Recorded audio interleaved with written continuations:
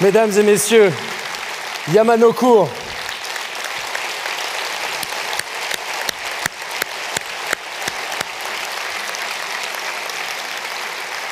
Au violoncelle, Grégoire Corniluc.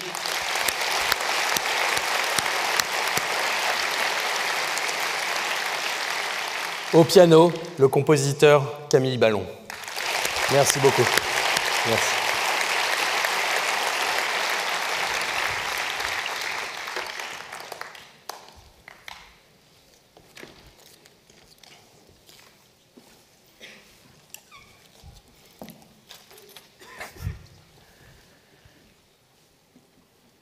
À tous, bonjour et bienvenue aux 30e rencontre de notre association.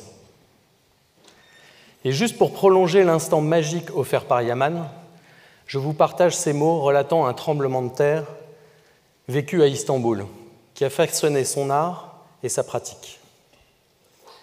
Il nous dit « J'ai toujours aimé la terre, ses couleurs, et le fait de l'avoir sentie trembler m'a profondément marqué, mais a aussi décuplé mon estime pour elle, par la conscience de sa puissance. » La planète. La planète a toujours eu ses humeurs, sauf que depuis 2 siècles, nous lui imposons les nôtres, au point d'en avoir changé les équilibres. Mais le rapport Meadows de 1972, qui appelle à tempérer notre consommation de ces ressources, semble enfin entendu. En effet, l'équilibre nécessaire à nos vies, à nos entreprises, à nos futurs, dépendent du traitement des problématiques sociales et environnementales qui semblent maintenant amorcées. Alors, partons en voyage un instant avec l'image de Voyageur 1 de 1990 et les mots de l'astrophysicien Carl Sagan. De ce point de vue lointain, la Terre peut ne pas sembler d'un intérêt particulier. Mais pour nous, c'est différent. Regardez ce point.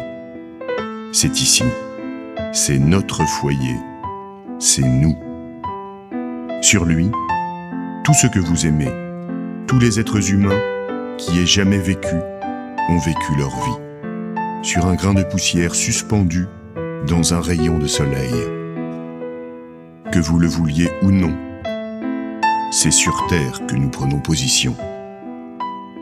Il n'y a peut-être pas de meilleure démonstration de la folie des vanités humaines que cette lointaine image de notre monde minuscule. Cela souligne notre responsabilité de préserver le point bleu pâle, la seule maison que nous ayons jamais connue.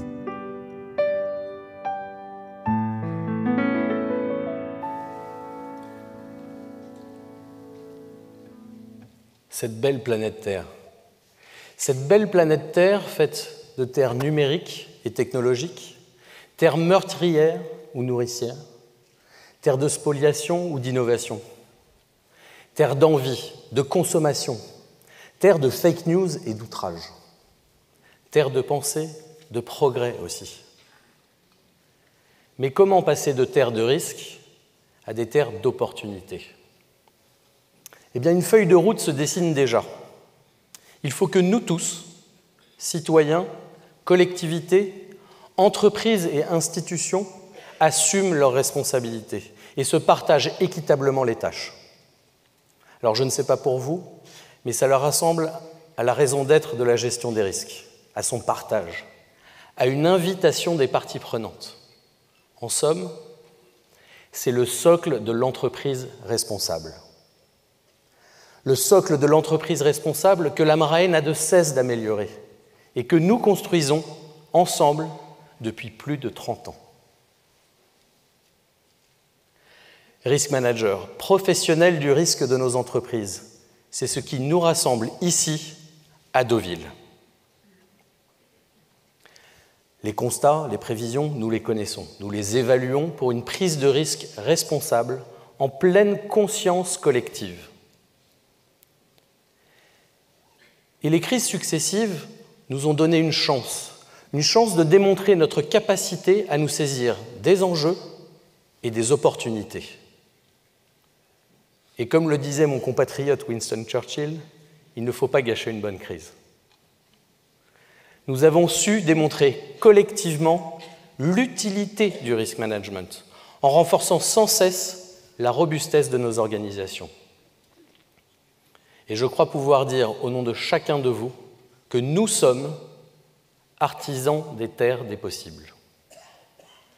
Et votre engagement témoigne d'une détermination partagée à poursuivre notre mission, bâtir toujours mieux et en commun. Alors cet optimisme que j'affiche, c'est un choix.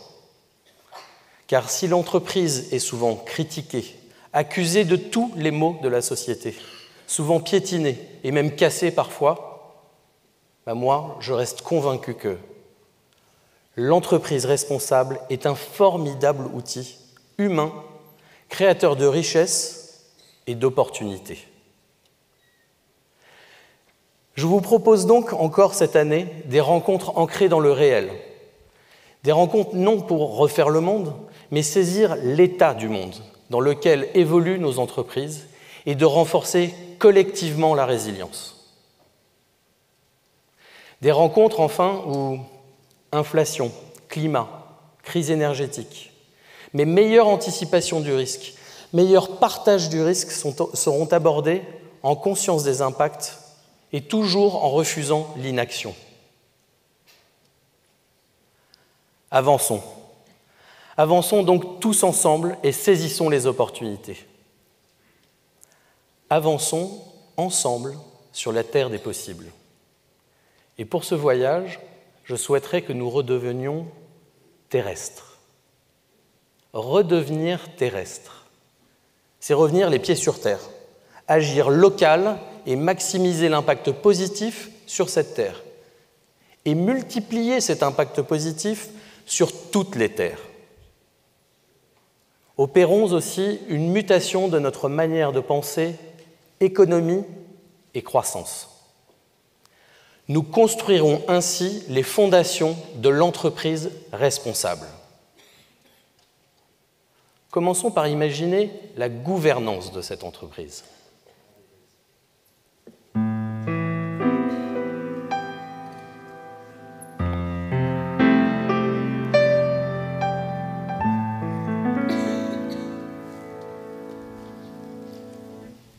Au cœur de la stratégie d'une entreprise se trouve sa gouvernance. Une terre collégiale où se dessine le futur, où sont prises les décisions majeures. Une terre de délibération où l'appétit autant que la résilience sont le socle de l'audace, indispensable à l'action d'entreprendre. Mais entreprendre avec responsabilité. Or, la responsabilité de l'entreprise ne cesse de s'étendre. Elle doit rendre des comptes à ses actionnaires, au pouvoir public, à ses salariés, à son écosystème, à la société. Or, il ne peut y avoir d'entreprise responsable sans une gouvernance responsable. Alors, quel est l'apport de la gestion des risques à cet égard ? La gestion des risques s'est tout naturellement invitée depuis quelques années au sein des instances de gouvernance. La gouvernance est déjà en elle-même une réponse aux risques. Et au-delà, l'objectif, c'est la lucidité, la rationalité des décisions, toujours teintée d'ambition. La gestion des risques permet de faire la part des choses, la part du politiquement correct, la part du réel, la part des peurs irrationnelles, malheureusement de plus en plus nourries, la part des risques acceptables et celle des risques indispensables. Car il s'agit bien de dédramatiser le risque, de l'apprivoiser pour prendre les bons risques, les prendre en connaissance de cause. C'est-à-dire en intégrant toutes leurs dimensions et toutes leurs conséquences, y compris positives. Alors, le risque manager est très chanceux parce que nous avons le privilège de jouer avec une matière passionnante, diverse et à enjeu. À nous d'être à la hauteur de ce privilège et de faire en sorte que la gouvernance dispose des éléments d'information adéquats pour définir et maintenir le cap. En terre inconnue parfois, suffisamment enraciné pour la droiture, suffisamment innovant pour l'aventure. À l'Amraï, nous travaillons constamment dans cet esprit, soutenir l'esprit d'entreprise, lucide, responsable, Pour Beaumarchais, la difficulté de réussir ne fait qu'ajouter à la nécessité d'entreprendre. À méditer.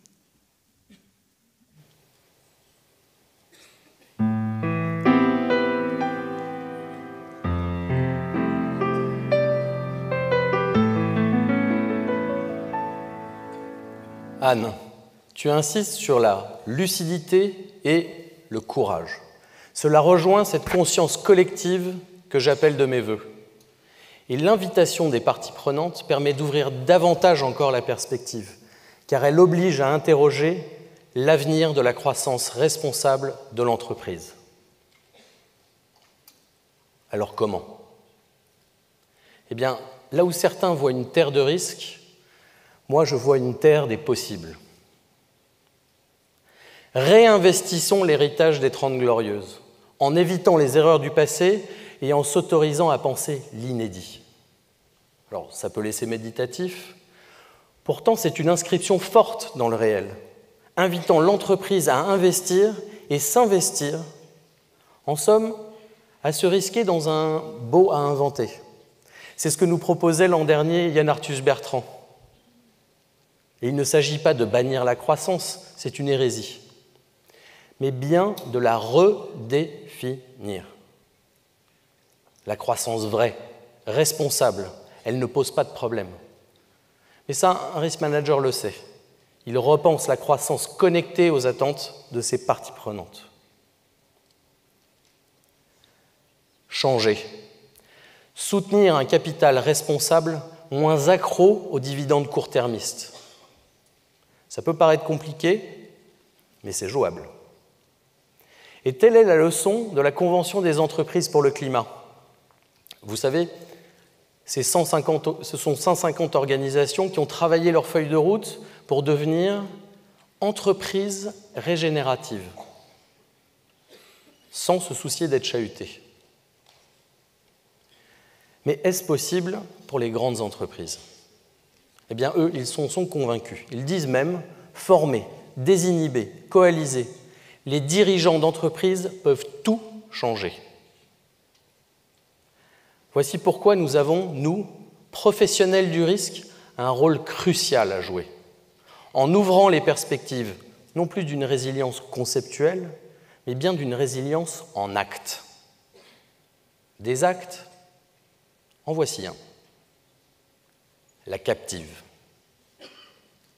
Alors non, ce n'est pas un outil d'optimisation fiscale, mais un véritable outil de management des risques au cœur de la gouvernance. C'est le tableau de bord de la performance des efforts de prévention et de protection de l'entreprise. Car ces captives sont dédiées aux risques propres de l'entreprise, que bien souvent elle seule connaît. De plus, avec une moindre assurabilité d'un monde systémique, des risques émergents mal ou peu appréhendés, la captive jouera pleinement son rôle. Tel est l'enjeu des captives pour lesquelles l'AMRAE s'est battue. Et il s'agissait là d'offrir aux organisations un nouvel élan concret. Bien plus qu'une victoire, c'est une promesse tenue.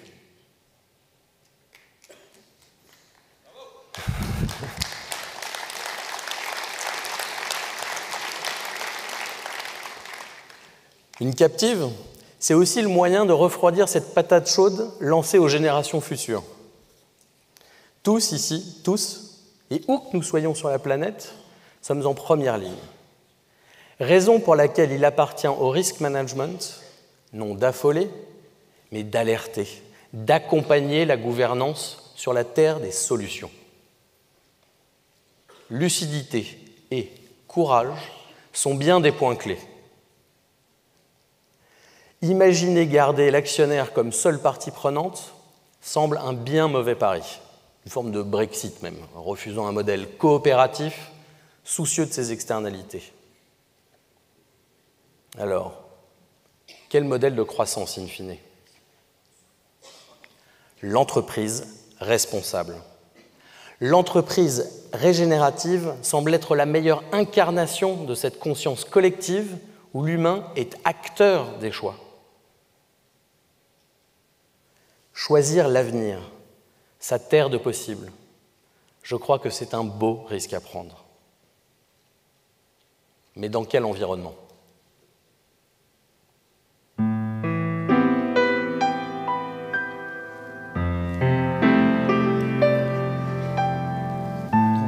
J'ai 2 minutes pour sauver la planète. Or, quel cieux, Oliver, agité et menaçant. Les manifestations physiques du changement climatique sont de plus en plus fréquentes et intenses. Été 2022.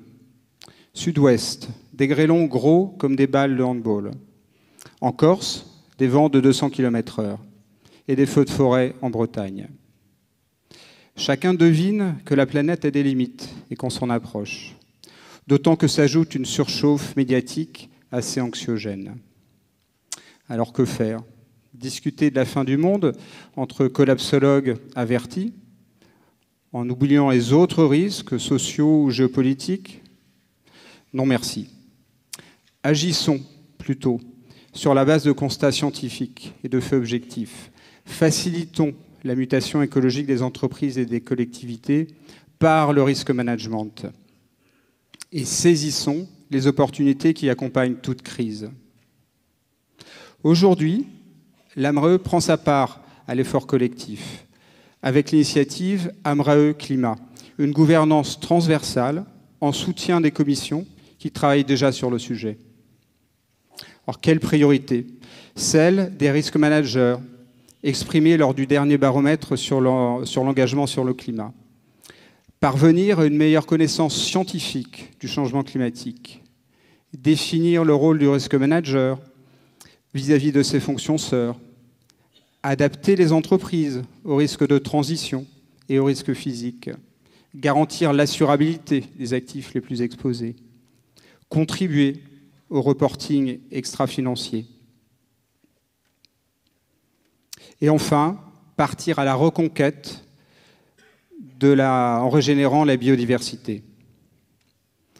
L'AMRE Climat, c'est une occasion unique d'engagement personnel, professionnel et associatif. Toutes les générations n'ont pas la chance d'avoir pour mission de maintenir cette planète habitable. Alors venez. Sénèque a dit « La vie, ce n'est pas d'attendre que les orages passent, c'est d'apprendre comment danser sous la pluie. » À méditer.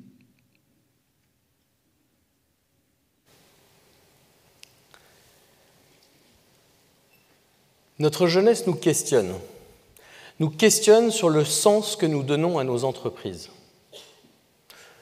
Nous voudrions que la jeunesse s'adapte, qu'elle accepte nos codes, alors qu'elle nous demande de danser sous la pluie.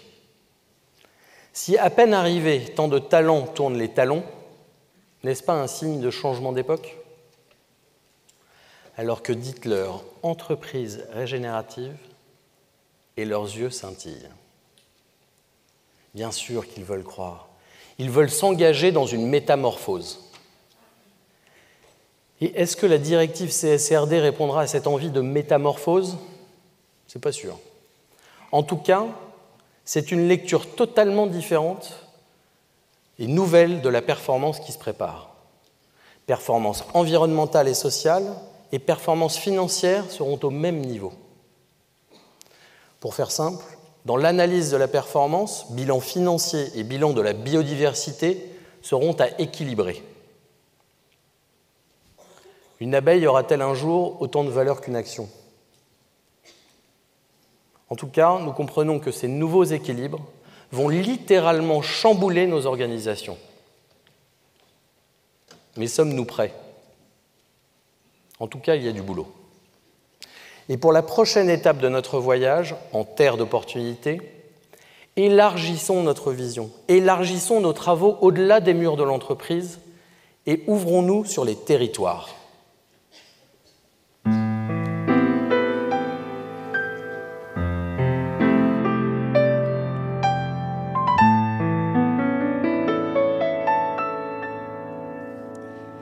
La ville de Sans-Souci-les-Bains vient de diffuser ses vœux. Agents, élus, toutes les institutions et entreprises locales cliquent et découvrent, tout réjouis, l'animation 3D du maire. Sauf que l'émetteur est un hacker qui paralyse le territoire par cette cyberattaque. Les institutions publiques sont organisées pour gérer les crises, réagir avec agilité et protéger la population lors des catastrophes qui les mettent en première ligne. Les entreprises, elles aussi, sont de mieux en mieux armées par leurs exercices de crise et leurs tests PCA. Cependant, face aux crises cyber sans frontières, développer l'habitude de coopérer ferait gagner en efficacité à l'ensemble des acteurs du territoire. Un membre de France Résilience, qui est le risque manager d'une ville moyenne, me faisait encore récemment remarquer que ce type de dialogue entre les collectivités et les entreprises est très perfectible. Alors en ce moment, l'AMRAE élabore, avec des élus et des responsables locaux, un outil en ligne de cartographie des risques. Et la bonne nouvelle révélée par ce projet, c'est que 80% des risques sont communs, et aux entreprises et aux collectivités. Alors, ces deux mondes ont donc tout à gagner à partager leurs approches des risques et des crises. Que la menace soit cyber ou climatique, entreprises privées et collectivités publiques évoluent sur les mêmes terres de risque, mais également sur les mêmes terres des possibles. Des terres à protéger conjointement. Oliver, chers amis, nous n'imaginons pas cohabiter dans une forme d'ignorance de nos forces et de nos atouts respectifs. L'AMRAE a une mission d'acculturation au risque. Pouvons-nous imaginer qu'en région, l'AMRAE se fasse davantage le trait d'union d'un partenariat public-privé? À méditer. Voilà qui se dessine une autre composante de l'entreprise responsable. Une entreprise ancrée dans son territoire, en co-construction avec ses partenaires, publics, privés, associatifs. Une entreprise en pleine collaboration avec toutes ses parties prenantes. Alors nous avons partagé des pistes de réflexion. Pistes de réflexion qui se concrétisent déjà par des actes. Des formations sur la gouvernance d'entreprise sont déjà au catalogue de l'AMRAE. Le partenariat avec la DFCG et les travaux menés avec les antennes régionales du MEDEF qui vont s'élargir pour un rayonnement sur l'ensemble du territoire, à l'échelle locale et plus proche des PME. Ou encore la considération élargie du climat dans tous les travaux du scientifique. La métamorphose se concrétise. Et bien sûr, le risk manager a un rôle éminent à jouer avec toutes ses parties prenantes. L'AMRAE évolue dans un monde en transformation, un monde à transformer. Et à ce propos, le philosophe Edgar Morin nous dit « Il est important, dans un monde en constante transformation, de faire une révision de notre vision du monde. » À méditer, n'est-ce pas? Eh bien, je vous propose de commencer maintenant. Et je vais demander à Anne de nous rejoindre.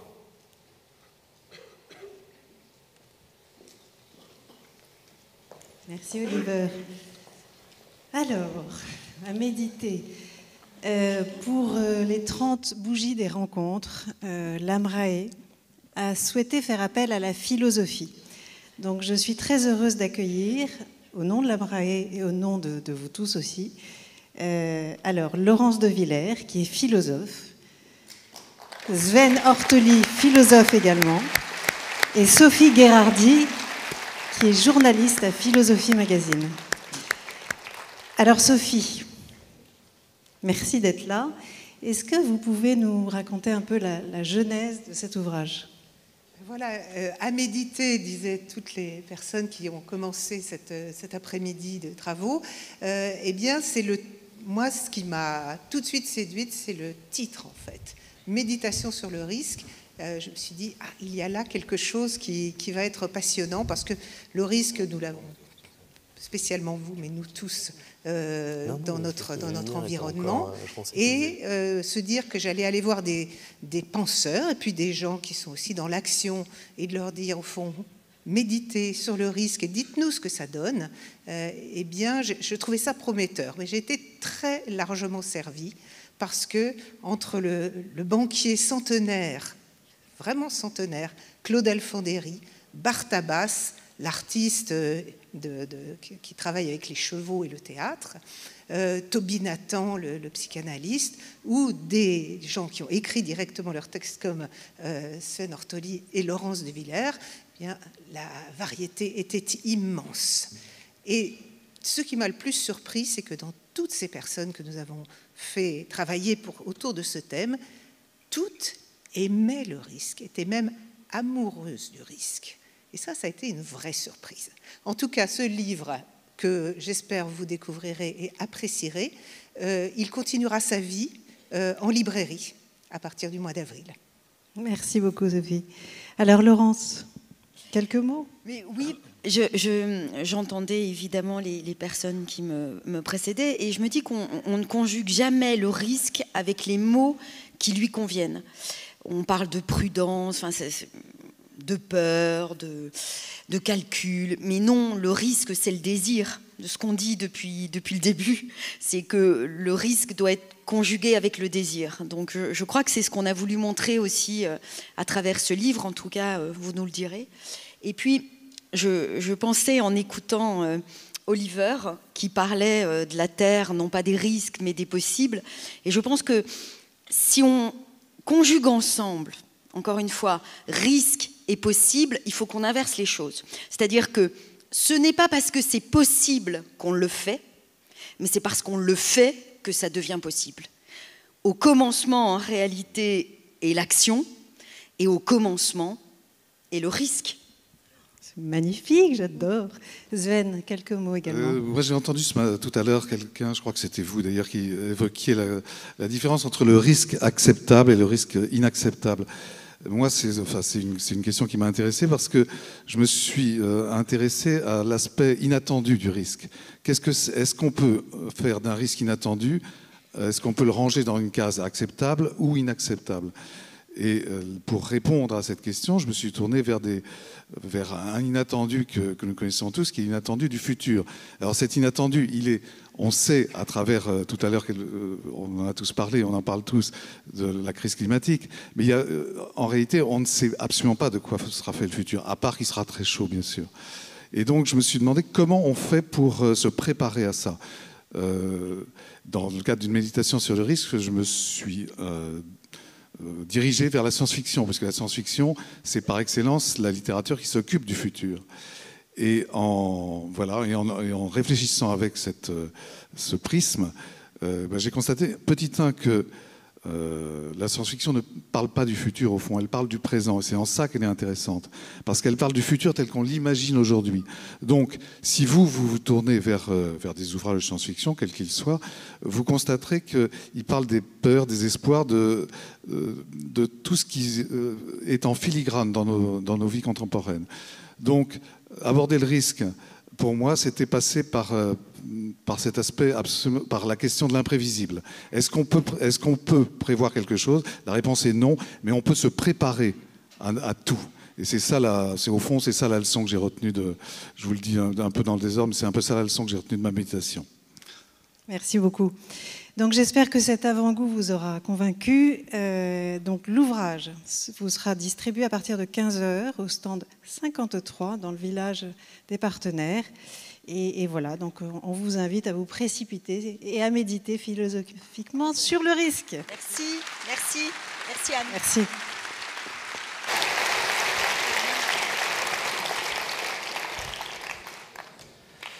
Bon, j'espère que ces méditations sur les risques vous accompagneront dans vos réflexions, vous aideront à transformer cette terre des risques en terre d'opportunités. Moi, j'en suis convaincu. Alors, profitons de ces 3 belles journées ensemble pour échanger, pour transformer et pour définir les actions qui nous guideront cette année. Et c'est en ce sens que je déclare ouvertes les 30e rencontres de l'AMRAE.